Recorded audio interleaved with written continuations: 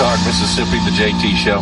Hey, we're glad that you decided to make us part of your program. Part of your day. The program part of your day. I'll get it straight here in a minute.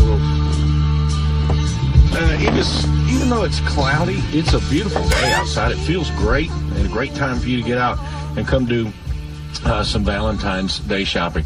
My guest is Ron Vincent, who is here with us. Ron, good morning. Well, good morning, JT. It's great to be here in Carter Jewelers with you in beautiful downtown Jackson on Valentine's Day. Life is good. Absolutely, and we are happy to have you here. I know you had asked to come on the program. It means a lot that you want to be on my show and talk to my listeners. So you've decided that you want to run against Congressman Palazzo and go up against the Republican primary there against him. And obviously, Mr. Vincent, that's a tall task. Anytime you go up against an incumbent, there's no doubt about that. Boy, you got that right. And that's why I'm working day and night. I'm going to outwork him. I can't outspend him.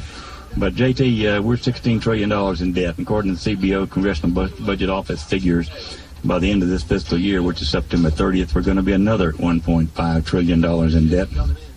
Well, can I, and I'm not trying to debate you, and I don't want you to think so at all. I think more, maybe our problem is not necessarily with Congressman Palazzo, but it's as much to do with what's going on in Washington right now. Now, I know there's probably some votes that you're not happy with Palazzo, just as such as a lot of people are. There's some votes that I have been happy with him. But don't you think the bigger problem is Washington per se and the White House for that fact? Well, that's certainly a problem. But, you know, the biggest and the most powerful group in all of Washington, D.C. is the House of Representatives because they control the money. And they're not doing a good job. If they were to put their foot down, and they could control the money. We cannot continue the spending at the current levels that it's continuing at.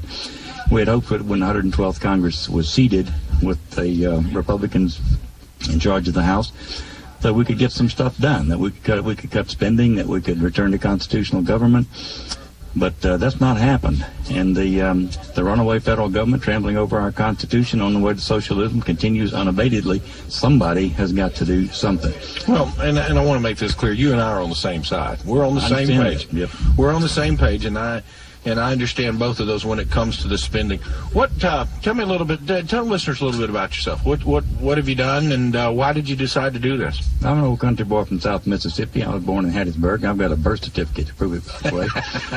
And I spent most of my life in That's pretty good. You keep it with you. Well, no, but I'll produce it. I'll produce it when asked. Whichever form, right? That's right. Long or short, I got it. No, I've been self-employed most of my life. I understand the business and spending money, and in fact, I'm one of the few people you're going to talk to today that actually lived behind the Iron Curtain. Wow. I lived in communist Czechoslovakia. I have seen this socialist crap up close and personal.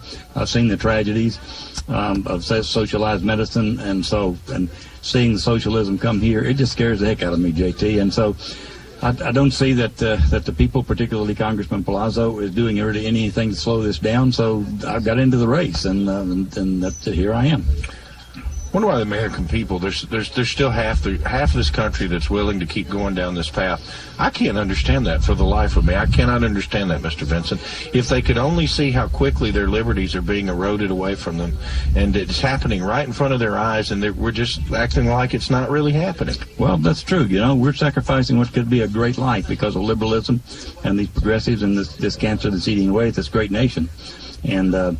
And that's why I'm dissatisfied, and so I'm working as hard as I can. And when I get in, I'm not going to vote for this stuff. I'm going to do something differently, and I'm going to do a much better job of representing the people in South Mississippi.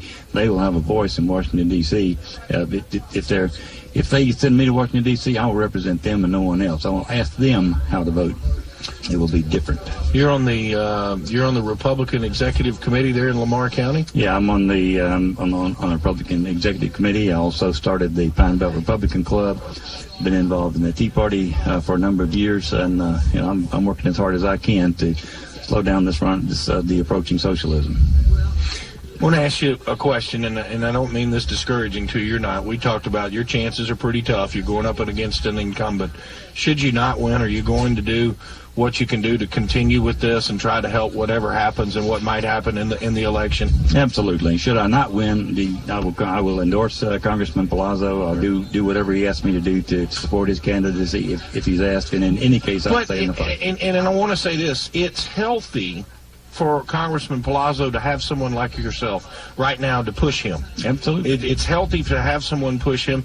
No different than the guy I had on yesterday, and I forgot his name, and please don't flame me. I'll try to dig it up in a minute. This is okay, and I want people to understand this. We need people to continue to challenge our congressman. Absolutely. We need constantly to try to do this. And with that being said, and look, there's some votes they've made I'm not happy with, but there's some votes they've done some good with as well. They've done. Our problem is we got to get the Senate. That's what we need worse than anything. Absolutely. If we can get a hold of the Senate in Washington and somehow change the White House, then we can maybe get back on track.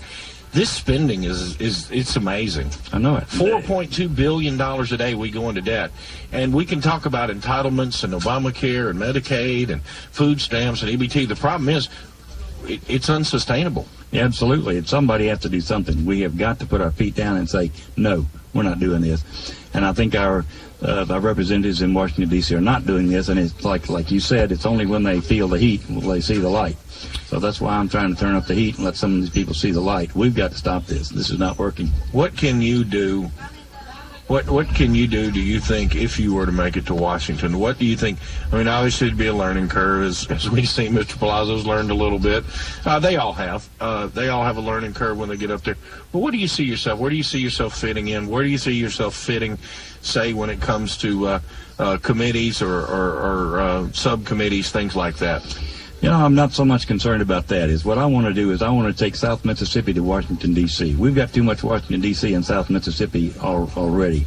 We need to take some of our values up there and explain to them what's going on. We need to tell them that we don't need federal funding for abortion. We don't need to be funding ACORN. We don't need to be funding NPR and National Endowment for the Arts. And, you know, we're still funding all of that stuff, JT. And somebody needs to get up there on their hind leg and say, no, I ain't voting for this. You know, in the Congress, Ron Paul is known as Dr. No. I'm not a big fan of his. But if I get up there... I like some of his stuff. Well, I like that. I do, too. Absolutely do. If he could get just a little more conservative on some more of the issues, he would be our... I think if he would get a little more conservative on foreign policy and some of the issues he has where he gets real libertarian on drugs and legalization of drugs, if he could move past that, he would be our Republican nominee right now. I believe that. I think so, too. And JT, I'm on you and I, as you already said, we're on the same page on a lot of stuff. Sure. And we're on the same page with that, too. But, you know, we got to stop voting for this stuff. And our congressman voted for a lot of things that I don't think he should have.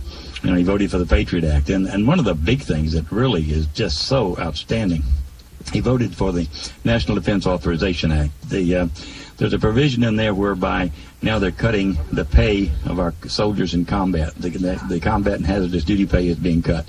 And our congressman voted for that. And that's just untenable. Well, there's a lot of that act, you know, that Defense Authorization Act. There was a lot of things that swirled around that some of it was true, some of it was untrue, and I'm not saying that you said was or wasn't, Ron. I haven't dealt that deeply into it, but obviously we've got to do something when it comes. I want to talk about the presidential race with you too, real quick, and I'm not trying to change the subject on you at all. What about Mitt Romney? I just want your opinion. I just wanted to ask real quick. I am so focused on the congressional race in the 4th District that I haven't really been paying that much attention to the president. I watch what I can, and I see you on Fox News. Some people say that he's got just enough in the middle to pull enough middle in him to pull that middle in that you're going to have to maybe, and I would be a lot happier with him than I am Obama. I'm in the camp of anybody but Obama. So whatever Republican comes through the primary and wins out, that's who I'm gonna back. But I don't have a horse in this race just yet. All right, and if people want to find out more information or find you, what do they need to do? They can go to my website, RonVincent.com, and there's a lot of information there, and I'd love to hear from you. I answer all my own emails, and I answer my cell phone, so keep in touch. RonVincent.com is where people can find you? Absolutely. Is that what you said? Yep. Well, it's a pleasure to meet you today, and I thank you for taking the time to come and be here live with us on the program. It means a lot to me. Thank you, JT. And I hope the best for me. you. And as I said, I appreciate your position. You and I are on the same page, and you challenging Congressman Palazzo is a good thing. It's a healthy thing, and maybe make him go back and think just a little bit, too, and that's all right. I hope so. That's all right. Thank you, Ron. So much, JT. Appreciate Bye-bye. you very much. All right, there you go. Ron Vincent, who is running for District 4 U.S. Congress.